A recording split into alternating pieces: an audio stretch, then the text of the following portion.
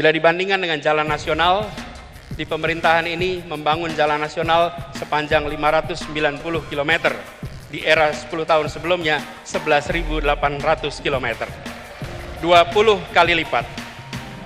Kita belum bicara mutu, kita belum bicara standar dan lain-lain. Kita bicara panjangnya. Kedua infrastruktur ini jelas diperlukan sama-sama. Tapi yang perlu kita perhatikan di sini adalah bahwa keberpihakan. Jadi kalau ada orang sepertinya menutup mata mengatakan bahwa kerja Pak Jokowi itu membuat transportasi dalam pengertian jalan, itu ya saya pikir itu orang itu kurang bijaksana.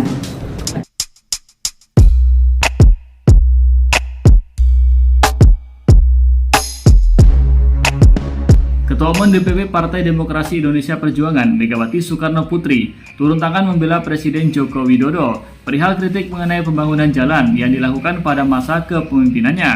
Hal ini diungkapkan ketika Megawati bersama Presiden Jokowi memberikan keterangan pers usai rapat kerja Nasional 3 PDI Perjuangan di Sekolah Partai Lenteng Agung, Jakarta Selatan pada Selasa lalu.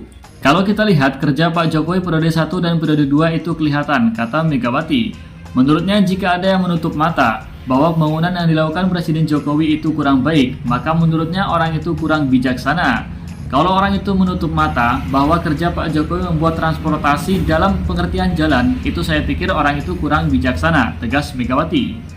Padahal dalam hal pembangunan jalan, lanjut Mega, harus dilihat juga dari sisi ekonominya, pun melihat juga anggaran yang dimiliki oleh pemerintah. Dari sisi ekonomi kan tidak boleh tangan kosong, apapun juga sudah harus dibahas dan kita punya tata pemerintahan yang anggarannya mencukupi atau tidak, kata Megawati. Sebelumnya bakal calon presiden dari Koalisi Perubahan untuk Persatuan Anies Rashid Baswedan mengkritik pemerintahan Presiden Joko Widodo perihal pembangunan infrastruktur berupa jalan. Kritik itu disampaikannya dalam perayaan Milad ke-21 Partai Keadilan Sejahtera di Istora Senayan, Jakarta pada Sabtu 20 Mei 2023. Menurut Anies, Presiden Jokowi kalah dengan Presiden Susilo Bambang Yudhoyono ihwal pembangunan jalan.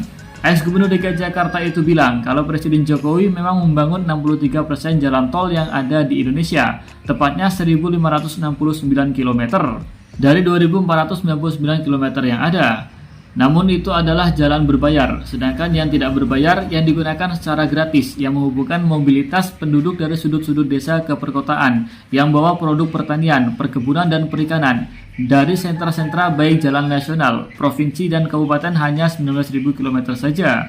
Anies kemudian menyebut pada era Susilo Bambang Yudhoyono, jalan tidak berbayar yang dibangun sepanjang 144.000 km atau 7,5 kali lipat. Bila dibandingkan jalan nasional pemerintah ini 590 km, 10 tahun sebelumnya 11.000 km, 20 kali lipat. Kita belum bicara mutu dan standar, itu baru panjangnya saja, kata Anies Baswedan. Mantan Rektor Universitas Paramadina itu menyebutkan kedua infrastruktur ini sama-sama dibutuhkan, namun Anies bilang yang perlu diperhatikan adalah keberpihakan. Kita perlu memikirkan ke depan institusi yang inklusif dan infrastruktur yang menunjang keseharian, kata Anies Baswedan. Menghubungkan mobilitas penduduk dari sudut-sudut desa ke perkotaan yang membawa produk-produk pertanian, produk perkebunan, produk perikanan dari sentra-sentra tempat mereka dihasilkan ke wilayah-wilayah pasar, baik jalan nasional, jalan provinsi ataupun jalan kabupaten, terbangun 19.000 km di pemerintahan ini. Kalau coba saya bandingkan dengan pemerintahan 10 tahun yang lalu. Di zaman Presiden Pak SBY, jalan tak berbayar yang dibangun adalah sepanjang 144.000 atau 7,5 kali lipat. Bila dibandingkan dengan jalan nasional, di pemerintahan ini membangun jalan nasional sepanjang 590 km. Di era 10 tahun sebelumnya 11.800 km. 20 kali lipat.